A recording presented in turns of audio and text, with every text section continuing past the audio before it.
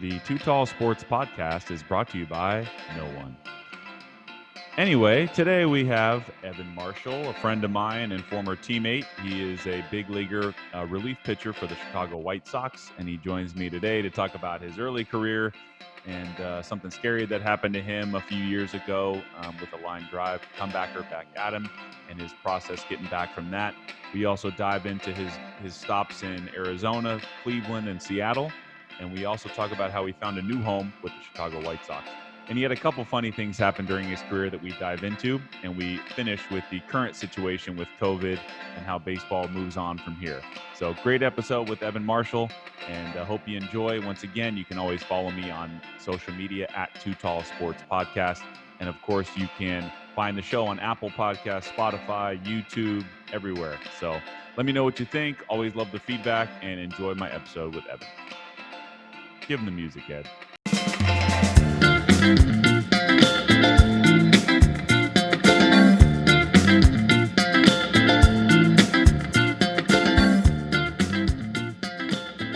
All right, welcome back to another edition of Too Tall Sports Podcast. My next guest is a pitcher for the Chicago White Sox. He was drafted back in 2011 by the Arizona Diamondbacks, and he played his college ball at Kansas State University.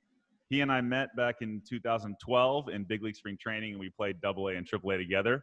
And we were roommates back in those days also, and I even went to his awesome wedding. So let's bring him in. Evan Marshall, how you doing, Evan?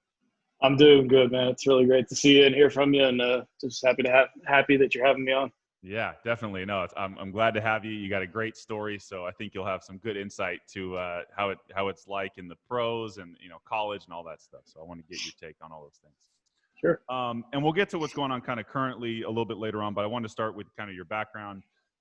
As far as you're originally from the Bay Area, Northern California. Did you always play baseball as your main sport? Or did you do other sports too when you were younger? Basketball, volleyball, golf. I did them all, but when they all stopped kind of around high school, because then it was like I'm really good at one of them, and I'm just barely good enough in the others. Right. And at that point, it's all about trying to find a scholarship for college and stuff. So once baseball took off for me, that's kind of where my sole focus was. I mean, I still do the others like as a hobby, but not competitively. Right. At what age, I guess, during high school did you know, like, all right, I got a future in this. I can definitely go to play college and all that? I mean, I was a freshman varsity MVP. So right when I got to high school and played, it was kind of like, yeah, I could probably make a run at this. And like, cause I already had like the JUCOs and stuff were already saying like, hey, come to my JUCO. But they were like, we don't think you'll be around. But getting that kind of attention, that sort of told me maybe I could make a go of this. And then the college letters started showing up and the pro teams and stuff. So that pretty much narrowed my focus down to that. And really then it came down to what's the best offer I can get and get most of my college paid for. And like I grew up right next to Stanford, but right. Stanford's $55,000 a year, if not more by now. And that's diehard Stanford fan growing up. And they gave me like whatever the minimum scholarship offer is or something. So that was 30% of 55 grand a year, which I was not prepared to take on that kind of debt. Right. So when did K-State come in the picture? Because, coming from the Bay Area, I'm sure Kansas State was not a major option for schools from people from that area. Yeah, not even close. Maybe KU because their coach had some Bay Area ties. But at K-State, our neighbors down the street, very close family friends, been together, known each other for a long time. They were both alumni. The mom and dad were alumni at K-State, and their oldest son, Jason, was pitching there at the time. So I'm in high school and I'm doing pretty good. He's pitching at K-State and he kind of said, hey, check out my neighbor. He's a pretty good player. And that's kind of how it all started was I started reaching out to them. They reached back out to me. They flew out. And like when they happened to be there, I was, 3 hit shutout with 12 strikeouts, complete game. And so it was a good showing. And, I even thought I might be a hitter back then too, because I could torch 85, 86 mile an hour pitching. But yeah, as soon as it went above that, I was toast. Okay, and then in your college career, for those, I guess, what was your college experience like at K-State? Did you love the school, the football games, all that stuff? Yeah, I mean, K-State is just really the definition of a college town. It's the football stadium will hold 55,000, and the whole town is 55,000. So Okay. and now it's grown quite a bit. There's some industry that's moved in, but for the most part, when football games happen on Saturdays, the town shuts down, and really like I had never been to anything quite like that. And my visit, they played it was a Big 12 game, and they shut the place down, and we tailgated, and got the whole big college football experience. So that was really cool. Um, and yeah, I really liked the school and really the people and the hospitality, but more than anything, they came at me pretty aggressively with a good scholarship offer, and I jumped all over it. Yeah, no, I bet you have to when you get a good offer at a good. I mean, that's a big school too, so it's not like you're going to a small school with a lot of. I mean, you're going to Big 12, so Yeah, so you go. I'm gonna go play Texas, and Texas at the time A&M and Missouri, and so competition wise, the Big 12 is pretty tough to beat in baseball. Obviously, the Pac-12 and the SEC and ACC, these are powerhouses too. But yeah, I look back at like who I was playing against, and some of those guys are still in the game in the pros today. And right. yeah. So when you got to be a junior and you're kind of getting near the draft, what was that process like? Did you have an idea where you might fall in the draft, or were you talking to teams, all that stuff? Yeah, so I mean, I had sat down with every team for here, fill out our 40-page questionnaire, Yeah. and at the bottom put like what the minimum you're willing to sign for is, and so I did all that, and I wasn't a top prospect enough to have like agents coming to me, so I was sort of doing this on my own. Eventually, I found representation prior to the draft, and that worked out pretty well. But you read Baseball America stuff, and it's like, hey, you might be a second rounder, and then it's like, oh, you might be a fifth rounder. Or, so I knew I kind of had a window, but it was nerve wracking, especially when you look at like every pick that went by was like, that's 10 grand or that's 20 grand. So I was just on pins and needles for. I know I wasn't going day one, like the first in the supplement. I was like, there's no way, but Right. day two was like, maybe early on I could get it going. I think I ended up being the second or third pick of the fourth round. So it felt like forever, but in the end, it was actually fairly close to the top of the draft, and I was one of the lucky ones. Oh yeah, no, that's awesome. It's a great day. It's a great experience for your family and everything. I can only, Yep. I imagine it was the same. So you got to play you and I met in AA, but we both got to go to big league camp in 2012. When you got to that stage, even though you got to play in the minors a little bit before that, what was that first big league camp experience like for you? Man, I mean, I had never even been to a minor league camp. I hadn't been to a camp at Right. all. That's It right. was my first camp, and they're like, "Hey, you're coming to big league camp," and I was like to me, I didn't understand. Like, I didn't know that meant you're going to go do the PFPs and throw your bullpens, and on first cut day, it's like, all right, great, thanks for coming. I was like, I'm going to make this team, and I threw every ball, every PFP rep, every pitch in the bullpen as hard as I possibly could, and I was hanging for days.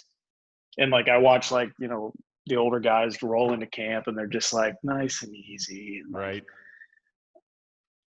I couldn't. I was like, I'm going to make the camp on day. I'm going to make the team on day one. So I was out there just letting it eat.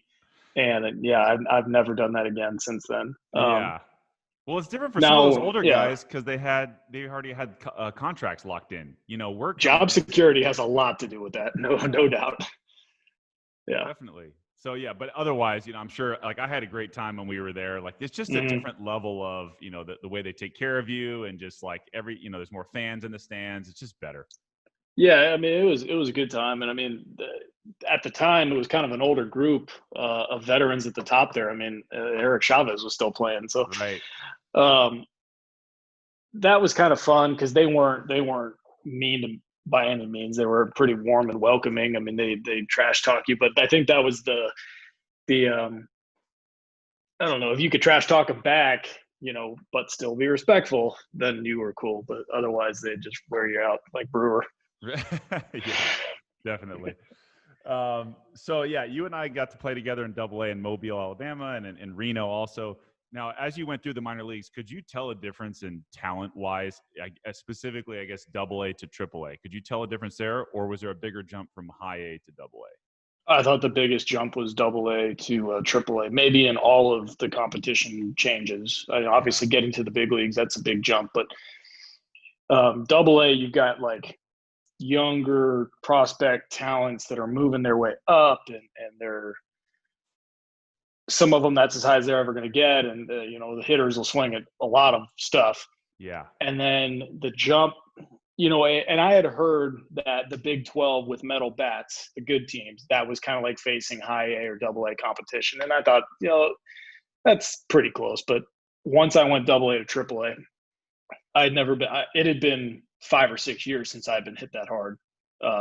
There was nothing I could do. And you go to Reno where, the ball travels and all the different things people say about it.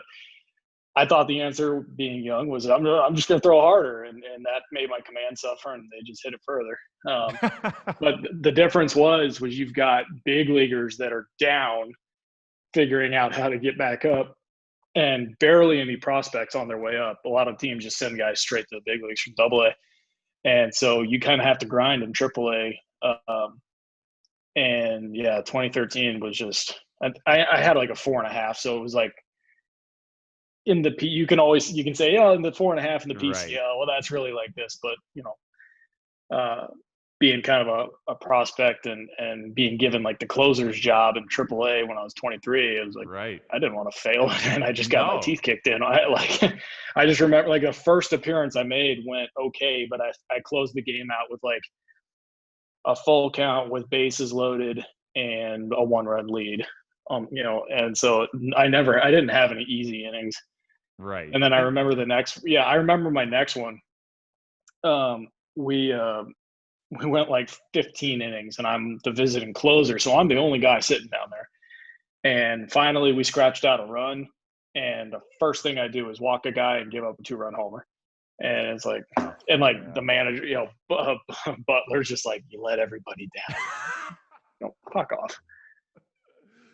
That dude, 23 in AAA, like that's young to be. AAA is the level of saltiness that these guys are. It's just like, and when you're not winning, it's tougher, and everyone's bitter because they're not in the big leagues. And I can imagine lots being that lots of salt, and I had to watch what I said, because some of these old guys were like, without even knowing me, pissed because I was 23 at the same level that they were. Right. But I mean, I did a pretty good job. They gave me a girly, goofy backpack to wear. That's right. I think it was pink Hello Kitty or something. And like most guys had problems with that. I'm like, I'm the youngest guy here. This is kind of a badge of honor. So I did my duties proudly.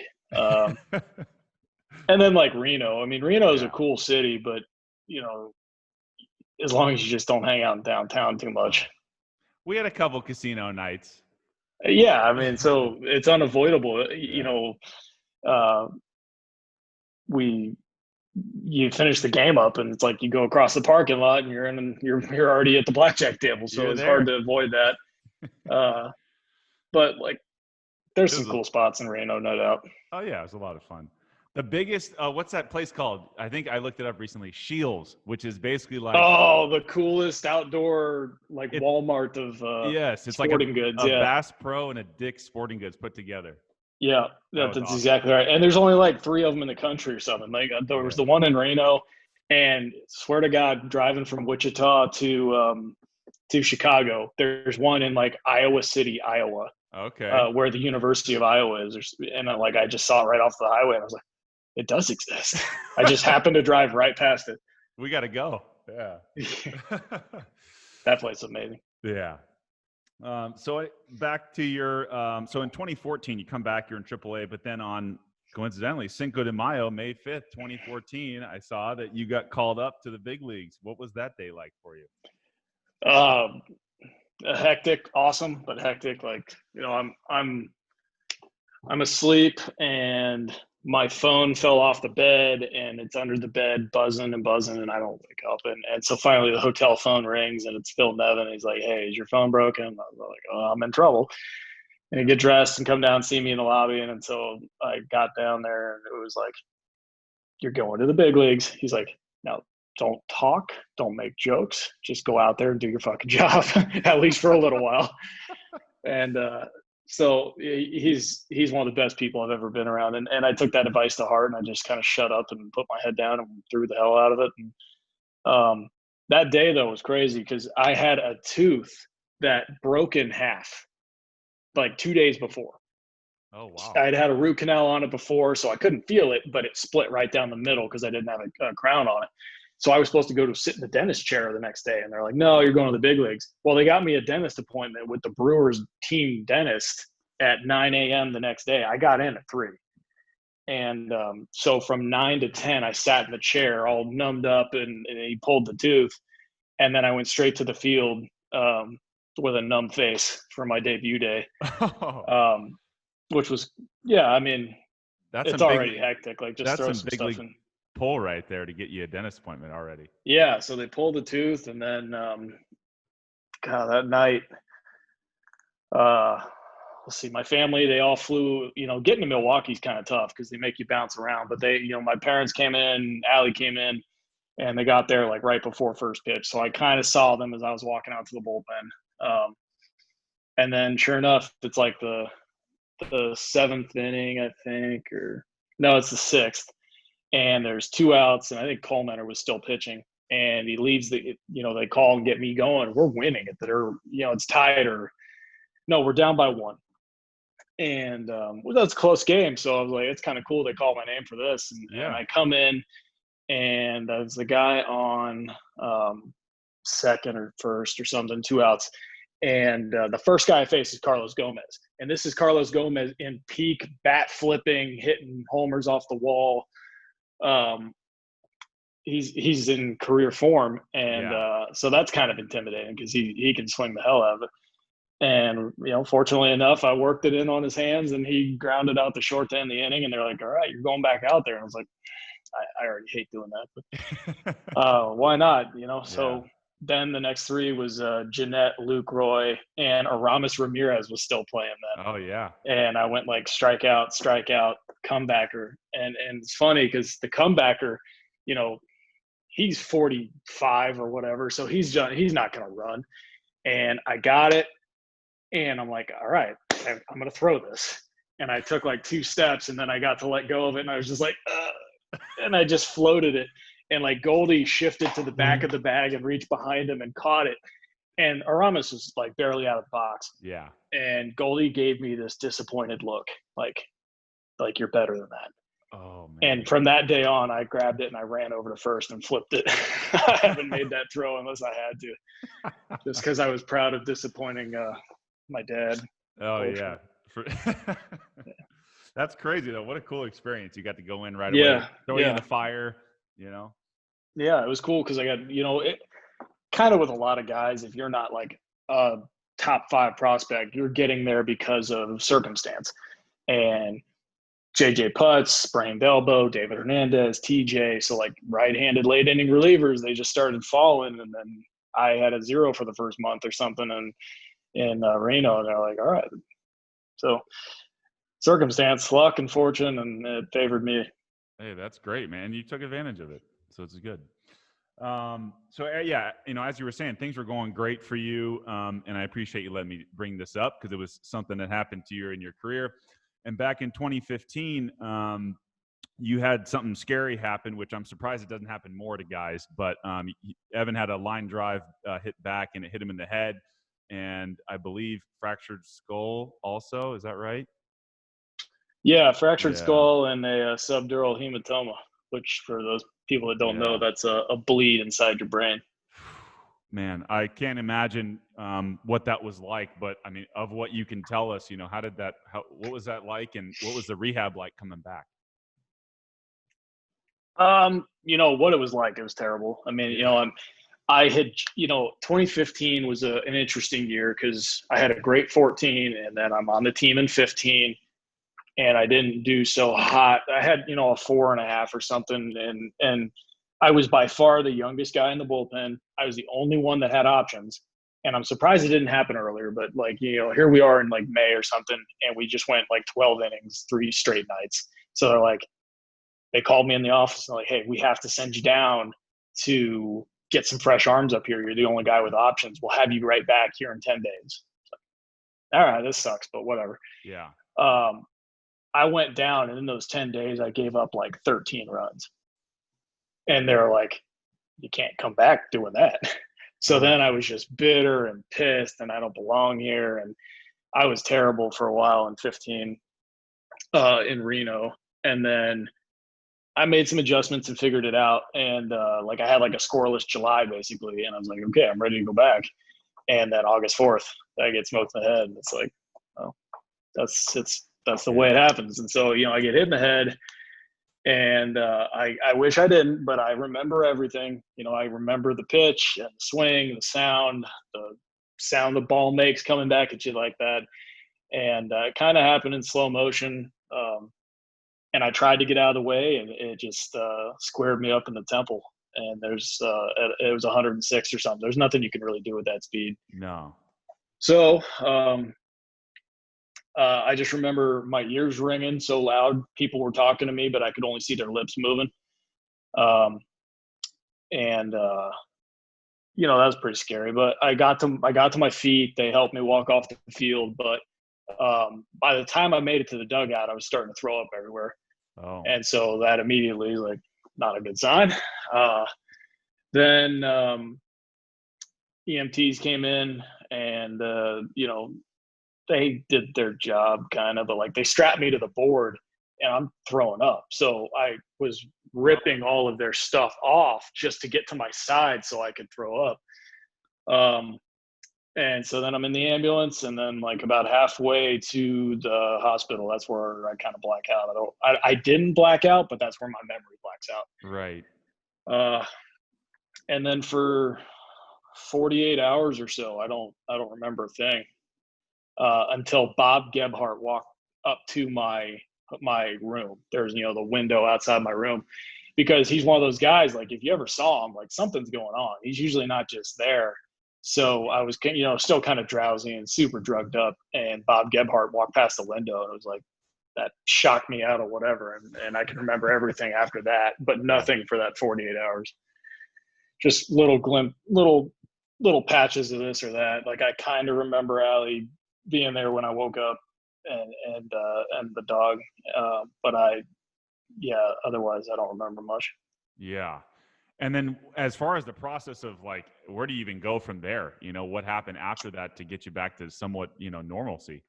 Yeah. I had such a severe concussion, and obviously, I still had like a drainage tube coming out of my head. So they had to get all the swelling down to get the tube out. And I had like 25 staples or something. And once that happened, then I could start to try to move around. But it wasn't easy. I really had to learn. Not gonna say learn how to walk again, but I was so concussed that my balance was so bad that they had to have me like in a weight belt and be behind me, holding me up so that I could balance enough to get my feet going. So we kind of fought that fight for a week in Texas, and every day it got better and better. Where part of my routine was going for walks, and I didn't need the weight belt by the time I was out of there. And so then I was transferred out of Texas back to Arizona. Barrow Neurological in downtown Phoenix is world renowned for head traumas and rehabs, and Dr. Kwasnick is one of the best. So they took me in, and I did inpatient there for maybe 2 weeks. And that was a process because, I had alarms on my bed, so I couldn't get out of bed or do anything. And I had to pass these tests before they would let me do it. And like the tests weren't fun. Like, being able to be free and around in your room, somebody's got to watch you shower. Somebody's got to watch you use the bathroom, so you can check those boxes where they don't have to watch you anymore. So me and Todd, that was his name, we got to know each other real well. And then once I cleared that, for the next week or week and a half was going and doing things like stacking blocks and doing math problems. And just the one thing I knew right away that was different And it's hard to know when you're in the situation, but looking back at it, I was still concussed enough that I was I had processing problems. Things were slower. I just couldn't make sense of things right away. And so it took lots of time doing that kind of stuff. Um, and I think the thing that they did great with me being a pro athlete was they held me to, a 10% higher standard than general public.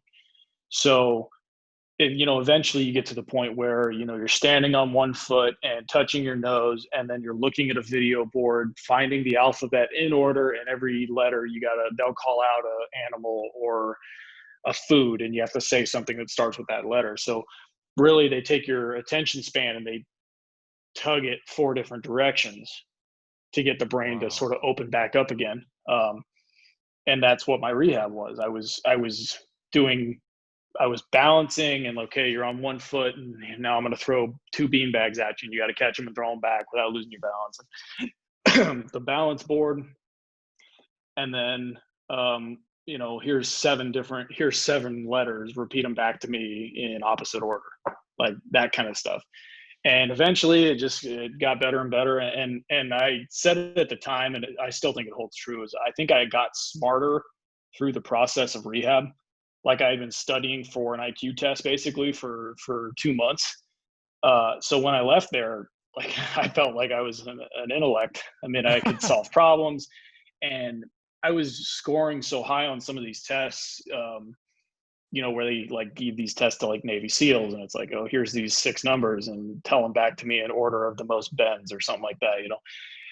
And I could remember all of them, put them in order, and do all this, and they were like, oh. I was just checking every little box that I could. And this was, I got hit in August. My crazy brain was like, going to be a September call up. I'm coming back. Oh, wow. I can do this. And so I pretty much got myself ready to be a September call up physically. So maybe by like the last week of the season, not like actually pitching in September, right.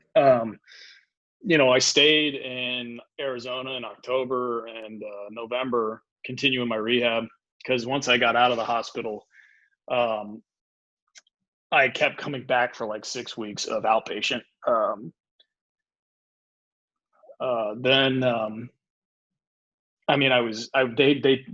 They didn't have me do things like running or really heavy lifting. Because they thought that me having such a bad concussion, your brain has to regulate pressure. When your blood pressure goes up, it's got to go somewhere. If your head is too swollen or concussed, that's what make people black out. Like when they have concussion symptoms, is their head not regulating pressure, and then they don't get enough blood. And so they were afraid of that for a little while. So, then it started with walking on the treadmill, and then I'm like, push it. And they're like, how hard you go doesn't really matter. Your brain's going to heal. It's just the amount of time. So they were just like pulling me back the whole time. And I hated it. And I fought them on everything. They clearly knew what was best. And I was just stubborn. But yeah. By December, I went home. I came back in early February maybe, and then I was back in spring training, and that started the process of getting back into throwing, and obviously fielding your position and comebackers, and then obviously throwing 2-hitters. And the Diamondbacks were great in taking care of me in that respect, because we started with safety softballs and just hitting soft fungos at me and stuff. And then that progressed all the way to them just hitting line drives at me. And it desensitized me to not having a flashback every time a ball got hit anywhere within here, where, I just crippled and I had a meltdown for a few minutes. And so they did that, and then I started throwing. I was throwing pens. Everything's good. I passed the concussion protocols, so I was allowed to go into competition that spring. So then we started with live BPs from behind an L screen, and they made sure like I'm tucked and hidden behind it, and that was good. I mean, it was just baby steps, so it was slow, but eventually I got back into a game, and I had like a 1-2-3 ninth inning in my first game back, and that was in 2016. And then I ended up like having like a spring training where I gave up one run the entire spring on a fairly normal workload. So I'm like, all right, I'm making the team. This is going to be great. Yeah. Yeah, it didn't happen. which Well, was crap, and they have their reasons. yeah. But they, in the most insensitive way possible, they took me down to the last day. I pitched in the exhibition games at Chase, and it was down to me. Like there were three or four of us, and two were making the team, and I had like the best spring of everybody, and they cut me on the last fucking day. And then they Oh, said, and so there's the emotional side of baseball that you're not prepared for. Um, and so then I get sent down, and everybody's like, "Oh, I thought you were going to make the team," and I was like, "Oh, well, get fucked." So um, then I go to AAA, and I do okay there in the beginning of 2016, and it's not 2 weeks before I'm in the big leagues. And again, a credit to the Diamondbacks, because the first road trip with Reno was to El Paso, and I just couldn't go back there. I had no desire to do that. And they sent me to Arizona for 3 or 4 days to pitch pitch with the extended team basically. And while I was there, they went 14 innings in San Diego. So then I flew to San Diego from Arizona the next day, pitched 2 good innings there, which was cool, and then San Francisco, and then 2016. Again, the emotional side is what you're not prepared for. The anguish of baseball. Physically, I was fine, but I ended up going up and down what felt like 5 or 6 times. And this was not what I was prepared for. I needed some structure. I needed to go up and stay and know my job was safe. Now just give us everything you got. Now that never happens in baseball. yeah. So I would go up and I'd do good, and then I'd give up I'd have like a 4 or 5 run outing, and then I'd be sent down. And I did it 5 or 6 times, and I ended up having kind of a sore foot by the end of August. I just took a weird step, and yeah. So then I needed a cortisone shot in my foot, and I came back and pitched a good August in AAA, and they didn't call me up for September. So then again, there's the mental side that you're not Yeah. prepared for. And Right. then I did spring with the Diamondbacks again the next year, and I was claimed by they DFA'd me, and I was claimed by the Mariners. Yeah, I saw you went to Seattle, and then you also ended up playing for Cleveland for a little while. What were those Yep. two stops like once you left Arizona, and now in between this Arizona to Chicago, those two organizations? Seattle was awesome. I've always wanted to go there, since watching Randy Johnson and Griffey, and the colors are just so pretty and cool. So Mel Stottlemyre was there, Jerry Dipoto were there, and it's like, well, maybe I got a shot if they take a chance on me here.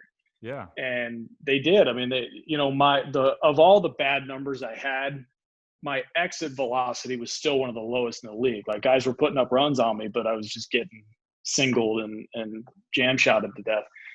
So they took a shot on me, and the DFA process being how it is, I didn't touch a baseball for like 10 days, waiting for the phone call, if Oh. you got claimed or you didn't. And so I was playing catch with Stites. You remember that? Yeah. So I was playing catch with Stites like in a park in Scottsdale. And he had already gone to the field and thrown that day. So he'd come back and play catch with me while I got my work in. And then I get claimed, and they're like, we're going to send you to AAA. Our team's already broke camp to head for Houston. That's where Seattle opened. So, I missed out because they said, I think we would have taken you with us on the big club, because I still had options at the time. So I reported to Tacoma. We were in Sacramento. I, you know, Game 1, rain out. Game 2, rain out. And I'm thinking, like, I just need to make an appearance because then I can check the box like he's pitched in competition. Let's call him up. And it was like rain out. So I threw a bullpen. Rain out. I threw another bullpen. Doubleheader the next day. I threw 1/3 of an inning. Wow. That was it. I came in and I had a 3-pitch strikeout. And we left the next day to head to Tacoma. Get to Tacoma, and they're like, "You're going to the big leagues." So I 1/3 of an inning's all it took. Checked that box, and I was up in the big leagues with Seattle. And like Safeco, well, now it's T-Mobile, but Safeco, it was just the coolest stadium, man. I didn't know that it wasn't enclosed. It's got a retractable roof, right? So I thought it was going to be like 65 or 70 inside and awesome. And it was 50 and wind chill and wet and rainy like Seattle is. And I just was not prepared for that. And like Allie ended up, we still have like big fluffy Seattle Mariner blankets from when she went to the pro, like the team store and bought blankets because she was freezing in the stands. Right. Yeah, so Seattle was just the coolest, and I came out firing. It was going really good. I think I'd gone scoreless for like 8 or 9 or 10 innings just to start. And then we played in Detroit, and I had just our starter got destroyed, or came out after 1 or 2, and I'm not expecting to be in there right there. Our long guy goes in, and he went like 2/3 of an inning. He didn't do well either. And like, because I'm new to the team, I don't have a role. I'm the next guy in. So I get in there, and it just, I felt, and I still look back and say that I was doing good. I threw the hell out of it. And I gave up like 3 infield singles, 2 broken bats over the head of the infielders, and then, a double off the wall to clear them. And that happened like 4 times in the span of 2 innings. I think I gave up 7. Because I was literally out there to eat up innings. Right. And so I had like a 42 pitch first inning, and then like a 13 pitch 1, 2, 3 second inning. I gave up 7 in that first inning. And the starter went short, the long guy went short, I went long for me. Right. So I'm like, I'm gonna get pulled into the office after this. And they were like, we don't want to do it. We appreciate you eating the innings, and we thought you threw the ball well, but we have to get a fresh arm or 2 here. So then I'm back in Tacoma, and then I came.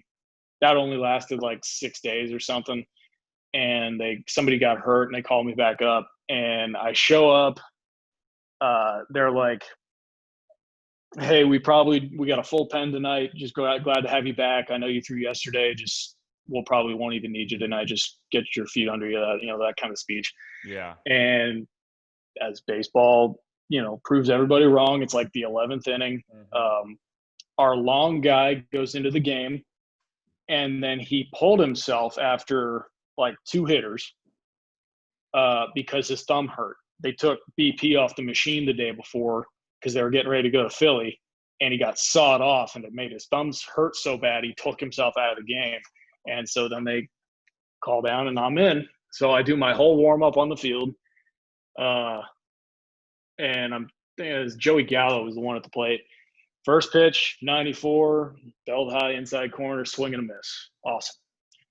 Picked over to first, get back on the mound, going to throw the same pitch, lift, start to throw, just tore my hamstring right in half. My push leg. Oh, really? I didn't know huge that. Pot, right when I'm getting ready to release the ball, because it was still 91.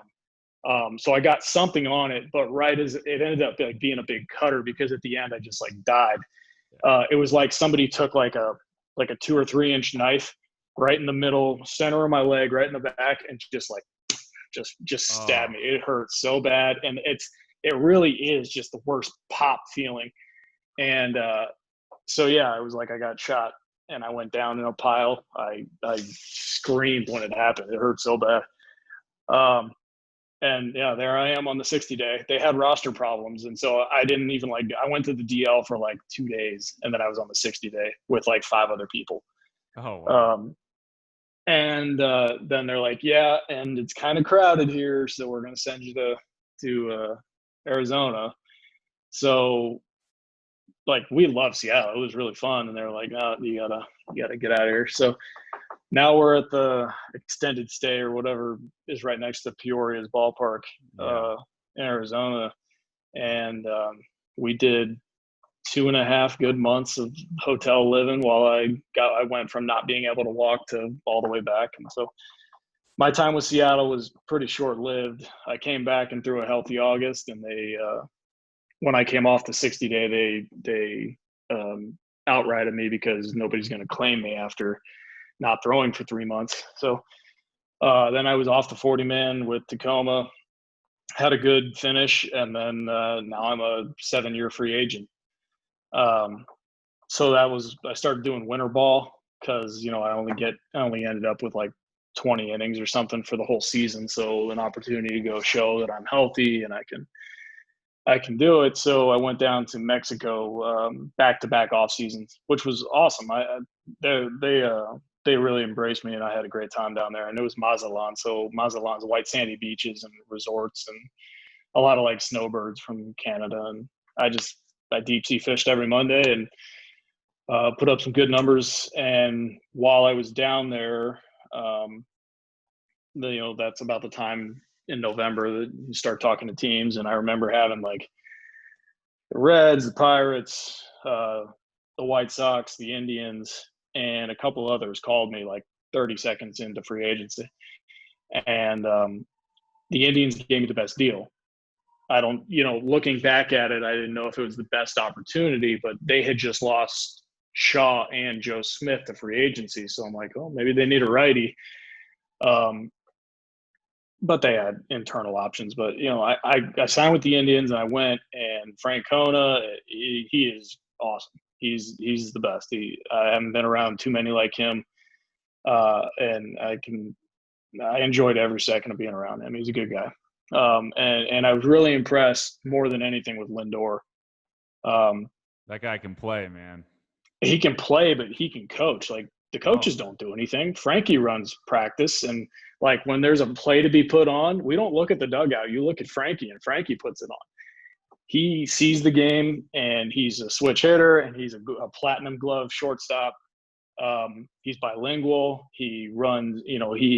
I think he's the alternate rep for the union. Like he's kind of got his hands in anything. He's extremely impressive. And then he's just always smiling. So nice guy. And if I had any questions or anything, he was great to help me. And but so then I'm there with Cleveland, and they had bullpen struggles. I mean, they had a lot of elite talent in their bullpen, but we had some struggles that year, and I got a couple of opportunities with like, hey, we're up by 1 in the 7th inning with Altuve at the plate, and that role kind of got pushed to me for a day or two, and it just did not go well. And I was like back on I did the shuttle ride between Columbus and Cleveland. And so, we had some crazy times because like Allie and I had just had our son, and it had been long enough where now they could come join me. And her parents drove our car with Ryan and Allie and a little trailer and drove it to Columbus from Kansas. Okay. And we unpacked the trailer, took the trailer, dropped it back off. I go to the field, and 30 minutes in, they're like, hey, you're going back up. So then we went back, loaded everything back up. So her parents got to experience that, which was kind of fun. Drove 2 hours up there. And that was a crazy night. Probably the craziest day was I had like a 1-1 or something in Columbus for the first month. I go home. Ryan's born April 30th. I do my 3 days, and then I'm back, and I get to Columbus. We're watching the Indians play on TV, doubleheader. And Nick Goody's pitching in like the 7th inning of the first game, throws a pitch, grabs his elbow, goes down. 5 minutes later, I get tapped on my shoulder. And like I haven't slept in 3 days. And pack your bags. We're stuffing you in an Uber. You're going to the big leagues for game 2. So it's only a 2-hour drive. So what they did was they had me go to the hotel, get my bag, grabbed my baseball bag. They stuffed me in an Uber XL, which, they didn't stuff me, but they put me in an Uber XL. Right. And the guy drove me straight to the ballpark. And I got there. It was like the fourth inning, signed my contract. I was purchased. And then went to the dugout, said what up for a second. And then I went golf carted all the way around to the bullpen. Whoa. And so I got down there in like the fifth, and I was pitching in the seventh. I pitched the eighth. I had a scoreless, 1, 2, 3, eighth inning. And then we got on a plane and went to New York City. So That then I is slept wild. when we got. Then I got to sleep once we got to New York City after the night game. Wow. Yeah, crazy nights. And that's then about as good as it gets for stories and like getting called up and pitching the same day. That's crazy. And middle of a doubleheader. Yeah, game one he gets hurt. Game two, I'm in the Uber, get there in the fifth inning, pitch the eighth. And then I hadn't slept for 3 days because newborn baby. Yeah, newborn baby. You don't do much sleeping. Oh my God, that's crazy. Yeah, wow. yeah, and like I said, I got nothing but good things to say about Tito and the Indians. Sure. They were good to me at every opportunity. I just wasn't very good to them back with how I played. But now we're some years down the road. I kind of look back, and I would say up until that 2018, after there, I still was like mentally unsure about pitching in the big leagues. Like, I'm getting AAA hitters out, but one of these big leaguers might smoke it back up the middle at me, and I legitimately fought that for a long time. And now enough time's passed. I think I'm over that. Like, that's not a thing anymore. But as hard as the game is physically, mentally, I just couldn't get over that hump because I'd go out and pitch tentatively, and the opposite of what I would mowing guys down in AAA, scoreless, zeros, zeros, zeros. And then I'd go up, get crushed for a week, come back down to AAA, go zeros for 2 weeks. They'd be like, okay, he figured it out. And then I'd go up there and get crushed again.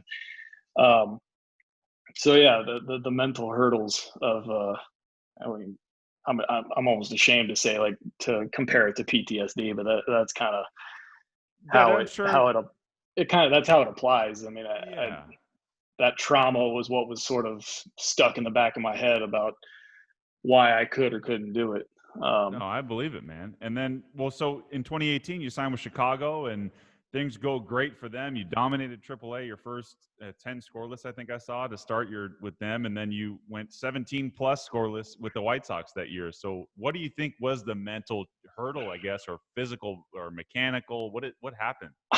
I don't think. Honestly, I think it's just repetitions and time. Like, I got over the hump. It had been enough time where that's not the first thing my mind went to. I was more concerned about getting hitters out than what are they going to do to me. And so I signed with the White Sox, and I come to camp, and they had a pretty terrible 2018. So there's opportunities. Being with Cleveland and playing them, I could see this could be a good spot for me.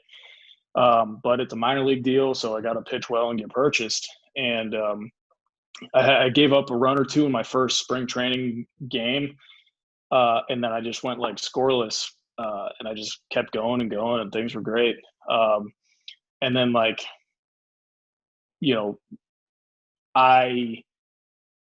the same thing happened with Cleveland the year before. I never got sent down. They pulled me into the office with a week left and said, "You're the first alternate. We really like you. You're going to stay here with the team. But if everybody's healthy and things go the way that they should, after the exhibitions games, we'll get on the plane to go, and you'll go join your teammates back in Arizona for a couple more days." The same thing happened with the White Sox. I never got sent down. It's getting to be that final week, and I went 6 up, 6 down against the Angels, the heart of their starters. And I get done with my outing, and I sit down on the bench, and the Renteria sits down next to me and says, we got to make a roster move. And he sent me down after going 6 up, 6 down. But again, he didn't send me down. He said, really like you, want you to be here. So I stayed with the team, and then the team flew to Seattle, and I took the bus back to Peoria or wherever to rejoin my team. So 2 years in a row, I was stuck, doing this as they flew out. And then, scoreless inning streak starts. So I go to Charlotte, which is an awesome ballpark, great town. And I'm not the closer, kind of just the middle reliever setup kind of stuff that I usually do, but it just started. And I was like, just striking out one an inning, which is good for me, getting balls on the ground, because in Charlotte, it's really a small ballpark. And it just kept going and going and going. And a whole month goes by, still got a 0. And the big leagues, they kind of had roster problems too, but they were waiting on an MRI back on a guy on his elbow to see if this was bad enough. He needed to go the 60-day, and April 30th, which was Ryan's birthday, his 1-year birthday. Yeah. So Allie and Ryan had just got to Charlotte like 2 days before just to see me. I hadn't seen them in a little bit. And the MRI came back bad on his elbow. And so they're like, hey, you're going to join the team tomorrow. So then I flew from Charlotte with them to Chicago, and which was really cool. My parents, her parents, everybody flew to Chicago, and we did the whole family and baseball thing for the first homestand. That's cool. But day one, Carlos Rodon was starting against Baltimore, and that was his last start. He blew out, or he had already blown out, but he was just kind of getting through it, and so he ended up going like 3 2/3 or something. And hey, I'm the new guy, so 4th inning, get in there. And I finished that inning, and I went out for a 1-2-3 5th, and that's kind of how it started. And it just ended up being, like you said, 17 something, which I think was a record for White Sox relievers or something. So that was really cool. But it was 27, or it was 17 plus the scoreless 10 in Charlotte. Like, I really hadn't given up a run until we were getting into like June or something, and it was just awesome. It wasn't like they were just hitting missiles at people, like right at guys. I was just killing it. It was ground balls and soft pop-ups and a strikeout and inning. And baseball's really fun when things are going that well.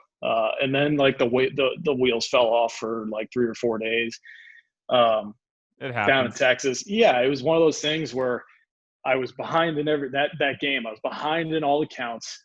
Nobody I couldn't get anybody to swing at an off-speed pitch. I ended up, everything's on the computer now, and the computer says that I had 4 or 5 strikes that weren't called, and that would have changed things a lot, but put you in bad counts, and I just got singled to death. And so infield single, regular singles, there were some hard hit singles, but 4 or 5 of them in a row with a walk mixed in. And then I gave up 2 runs, but I got bailed out because I left with them loaded, I think. And it could have been way worse. And the guy came in, struck the guy out. And then you're like, oh, so what? 2 runs, you get back on the wagon. And I have like a point, 1.5 or whatever it is. So that's fine. We go to Boston next. And my next outing, I came into Giolito's pitching, probably an all-star candidate, and he was deservingly. And it's like the 7th or the 6th in Boston, bases loaded, 2 outs. Boston, where you're not sure what kind of special stuff they're relaying, so they're trying to be creative with that. And I came in and had like a 3 or 4 pitch strikeout and got out of the jam. And then I went back out because it went like Mookie, and then some lefties after that. So Bummer was coming in regardless for the second hitter. And the first pitch I threw to Mookie was like this far inside, sinking in on his hands, and he inside out of me the first pitch to straightaway center. it didn't make a good sound because it wasn't even on the sweet spot. But he's just that good at baseball, and he first pitch hit the game tying homer or something like that to dead center. It's like, I got MVP'd right there. So, so that's kind of how the streak ended. But I had cemented my role kind of by then. So then it just, which is ended nice. up finishing. Yeah, now you got a home. And you talked about that job security earlier. Now you finally feel like, all right, I've made it. That like I'm embraced by this club, so I'm set. Yeah, and that's cool. And so I ended up getting a 249 or something last year, so that was really cool. And then I'm arbitration eligible and signed for my first guaranteed contract, assuming you make the team. And so that was a cool feeling. And then here comes COVID, and so that kind of rained on that parade a little bit. But it's still like the feeling in the off season of knowing like good things are coming. You've got a job, and we're going to Chicago next year. Like not having to worry about that November 1 free agency date or anything like that. So it was a good off season in my house. Yeah, definitely. And even though you haven't been in Chicago for that long, you had a couple of funny things happen last year. One of them was on the Players Weekend, everybody got to wear their nicknames on their jerseys. Yep. And of course, since your last name's Marshall, you chose Forgetting Sarah on your jersey. Yep. And I read that Jason Segel, the actor in that movie, reached out and hit you up about that, right? Yeah, it was awesome. One of the coolest things that's happened to me associated with baseball. And Players Weekend. I had never, for one reason or another, I had always missed Players Weekend for being sent down or being hurt or whatever. And somebody on Twitter was like, "Hey, make it Forgetting Sarah." And that was months ahead of Players Weekend. It was just going to be Marsh or something. And it came time for me to have to pick. And I was like, "Hey, can they put like 20 letters on the back?" And and they're like, "Yeah, I think they'll just like rainbow it or exactly. They do it for Salta La Macchia." So, so I said, "Hey, they can do it. Make it that." Sure enough, Jersey showed up, and there's Forgetting Sarah. And then immediately the social media buzz of like, the all-player weekend team, and I'm right there. There's my face right in the middle of the diamond for pitchers, Forgetting Sarah. And so Giolito, his uncle somehow is connected with producing and not broadcasting, but just producing in the LA area. And one of his buddies is the producer of Jason Segel's show that's on AMC right now. They were filming in Philadelphia. And Gio had asked me, "Hey, is it cool if I pass your number along to this guy?" And I was just like, "Sure." I didn't think anything would happen. And so then the producer calls me and said, I showed Jason, and he like super excited and really laughed. And then he was like, "We want to get one of the jerseys and have you sign it and frame it and put it up in the studio." And because Jason, it meant something to him. Like he wrote the movie and starred in the movie. Right. So that was a big deal for him. And so the producer talked to me, and I'm like, "Hey, I'll get you a jersey, mail it to the studio just as soon as I can. Please pass my number along to Jason." Because like I think How I Met Your Mother and Forgetting Sarah Marshall, I think he's hilarious, and he's actually the guy I always say would play me in a baseball movie if I was ever in one. Okay. And so I'll find the picture. So a couple days go by, and I send the jersey out, and I put a Forgetting Sarah Marshall movie poster in with it and a return tube to send it back to me, hoping like, "Hey, he'll sign this." And it took a while, but producing a movie takes time, or producing a TV show takes some time. So I couldn't fault him, but it was really exciting. And I got it back in the mail, and it was signed like to Evan, my best friend in baseball, like, Jason Segel. And he even, I gotta find the picture. He texted me and was like, "Hey, I haven't forgotten about you." And the funniest part was, because this was at like 2 a.m, because they were filming at night for the TV show. And it was like a booty call text almost. Because he sent me he sent a selfie just so I made sure, but it was a live selfie, so it wasn't just like somebody could download this off the internet. Right. And so that's kind of how we text back and forth a few times, and he was like, if you guys are ever in town and we're filming, come check it out. And yeah, Oh, wow, that's pretty yeah, cool. yeah. So he sent me Awesome. like a live selfie of him on the streets in Philadelphia for their filming. And so yeah, I can't really say that we're friends because that's the only time I've talked to him. But Right. I do have his phone number, so There you go. That's pretty maybe I cool. can get a cameo. So yeah, that was super cool.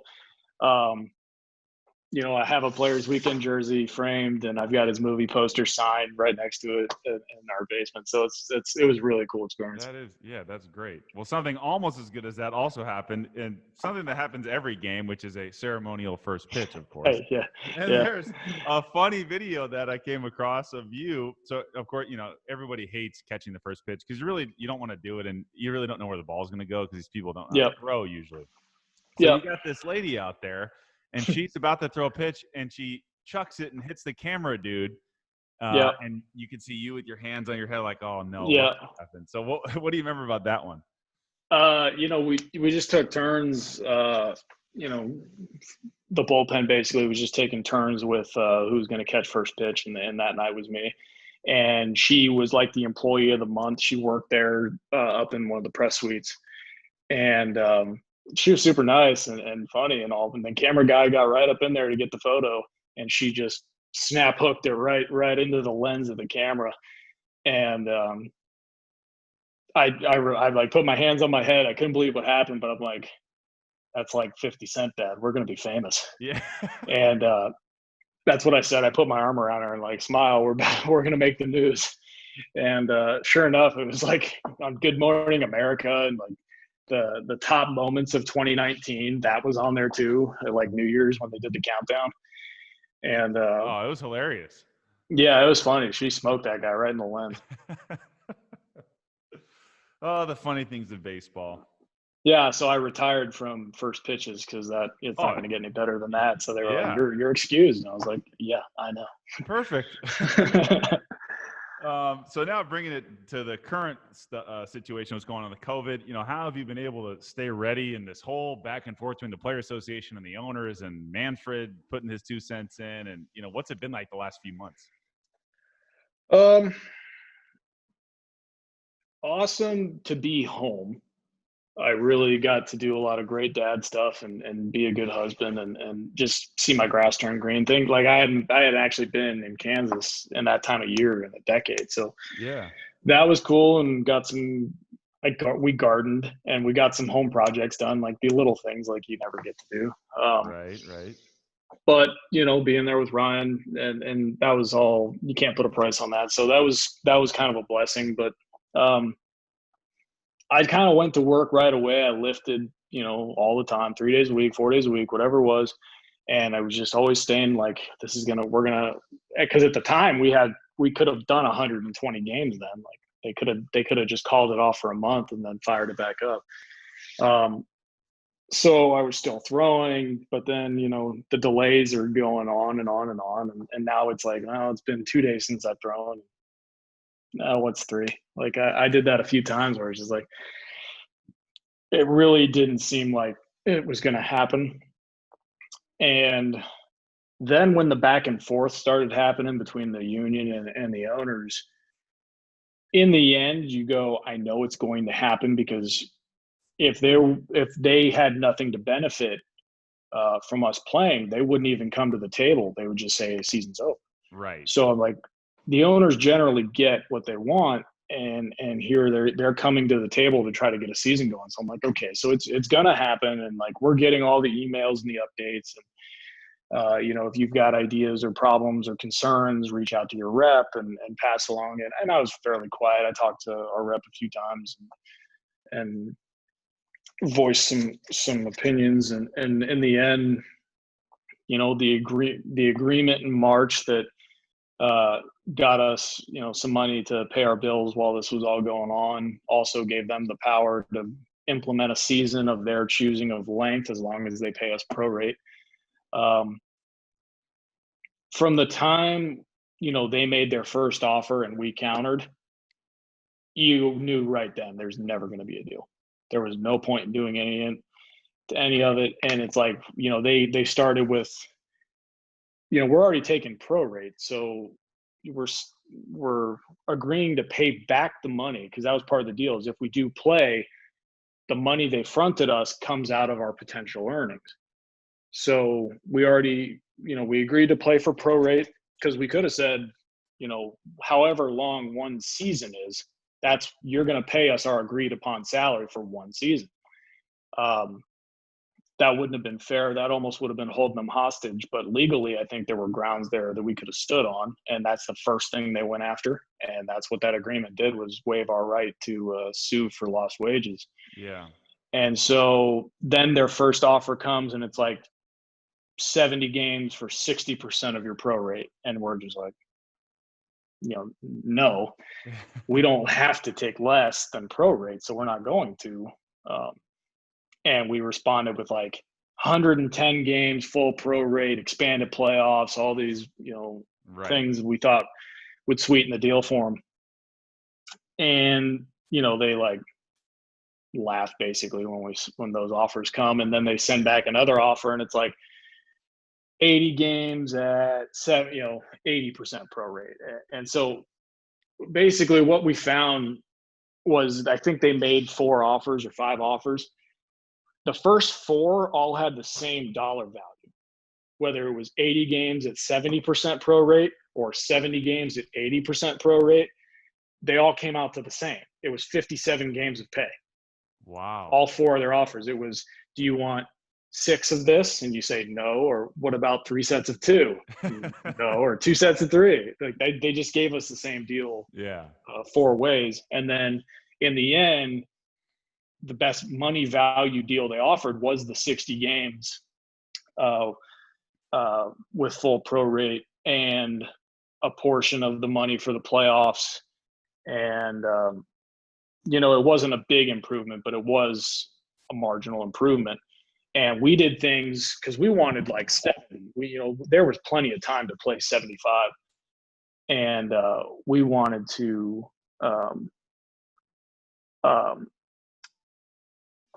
so we want to play more games, and we offered expanded playoffs. And so there's an extra round of the playoffs. The playoffs is their honeypot. That is their money maker. Every game is national TV. Right. And so we offered to play more playoff games to make them more money, to increase maybe the playoff pool for the players a little bit. And the 70 game offer that, they say at a certain point in all of this, we started to tell us when and where, because at that point they had time for 75 games or 80 games. And when we literally just stepped back and said, we're waiting on you, tell us when and where. Now, legally, we are in the area where if they say we're playing 60 or we're playing 55, with that extra room in there, they would we would grieve, and we'd take them to court, and they would have to open the books and prove why they couldn't play more than 55 games. Now, I think Bauer kind of led the charge in this and explaining it through some of his threads on Twitter. And Trevor is brilliant, whether you like him or you don't. His mind works better than most people's. And so, being with Arizona and we got drafted together, I don't care about, some of his outlandish opinions. Right. When it comes to making sense of what's happening, I think he did a great job. And he laid it out, and he's like, if we put the ball in their court and say when and where, they literally can't implement a 50 game schedule or a 55 or a 60 because there's time for 80, and they would have to prove why they can't. And in the end, that's when Manfred flew to Arizona to meet with Tony Clark, because they came running back to the table. And the ownership side says that we had an agreement in place for 60 game schedule plus the extra playoffs and that stuff. And the union saw it as an offer, to which we countered basically all the same amenities, but 70 games. And the owners pretty much just said no. And what they did was they stalled it out long enough where that window to play 70 or 75 was now gone. Yeah. And now if we grieve it, they'll be able to pull up the calendar and say, we only had time for 60 games. By the time negotiations rolled on, we only had time for 60 games. And so, the players were in this, we're going to grieve and we're going to win, and it's going to cost them $1 billion, and that's money coming to us. And like, that's all great. Billionaires don't lose in court ever. No. And the odds of winning a grievance with how things played out have to be just, less than 1%. Right. And by keeping our right to grieve and not accepting the 60 game deal at the end, we don't have any money for playoffs. Like if somebody goes to the playoffs, there's no playoff shares, there's nothing like that. They were going to forgive some of that initial loan money so that some of the lower making players wouldn't just be playing for $15,000 for 2 months. They were going to forgive some of that, so there was still some motivation to go out there and earn. And the expanded playoffs, that's probably good for the game, makes us all look good on TV. And then in the end, there was playoff money there, and we declined that offer, even though they were going to implement a 60 game schedule no matter what. But it gave us our right to take them to court. Now that might happen, it might not. We might take them to court just to file discovery, just so we can open the books. Usually when that type of things happen, there's like a settled out of court thing that seems to happen that everyone signs NDAs for. Right. So we'll see how that gets navigated. In the end, they implemented the season, and we're excited to play. And I was blowing. I was throwing at home with some of the local graduating senior high school kids. Those are who I was facing, and they were long tossing with me, and that was fun because I think that kept me young too, because they have endless amounts of energy.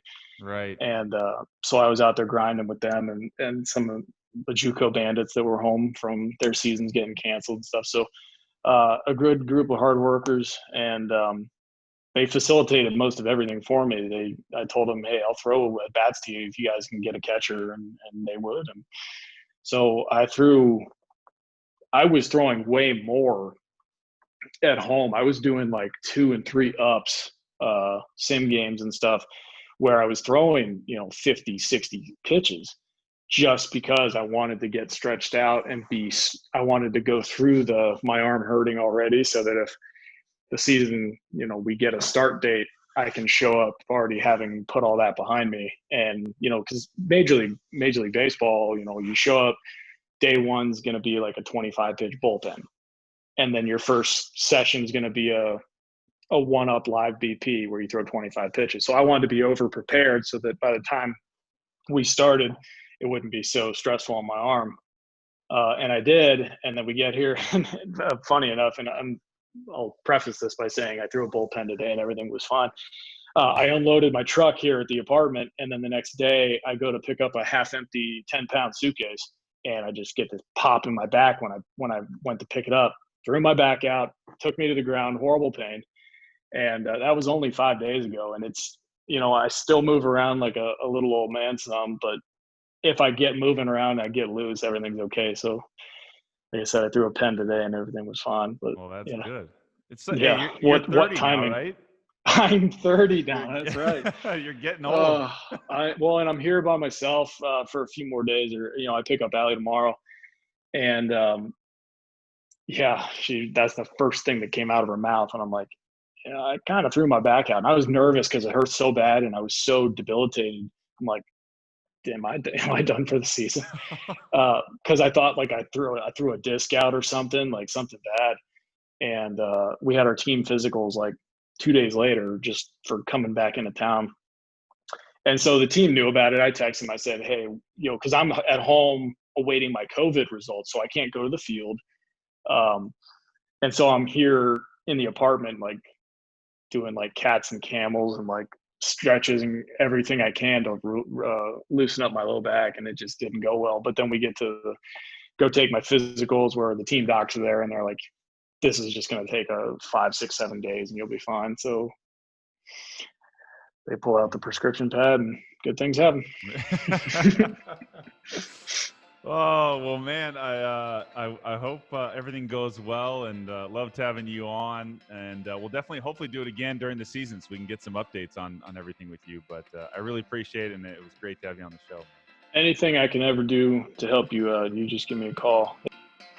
Thanks again to Evan Marshall. What a great episode it was. I hope you guys got something from that and enjoyed all the insight and his amazing story from young childhood playing baseball to Kansas State all the way to the big leagues and some adversity he had to deal with to continue to make it in the major leagues. So hope you enjoyed that and kind of the funny stories that he gave us from his short time in Chicago and some insight on what's currently going on with COVID. So hope you guys enjoyed the episode. You can always follow me once again at Too Tall Sports Podcast. You can find the show on Apple Podcasts, Spotify, and YouTube, and everywhere else. Let me know what you think. Looking forward to our next episode, and thank you for the continued support and sticking with your guys. So enjoy your day, and I will see you guys soon.